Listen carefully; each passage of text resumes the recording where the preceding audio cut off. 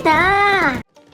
Patuloy na umaari ba ang pambato ng Pilipinas na si Katrina Maria Llegado sa Miss Supranational 2026 na ginaganap sa Poland? Sa mga unang araw ng kompetisyon, makikitang enjoy siya habang nakikisalamuha at nakikilala ang kanyang mga kapwa-kandidata mula sa iba't ibang bansa.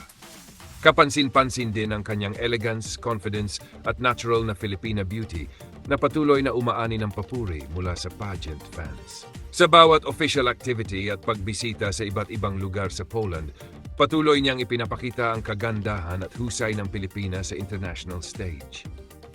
Habang papalapit ang coronation night, lalo pang tumitindi ang suporta ng mga Pilipino kay Katrina sa hangaring mayuwi ang ikalawang Miss Supranational crown para sa Pilipinas.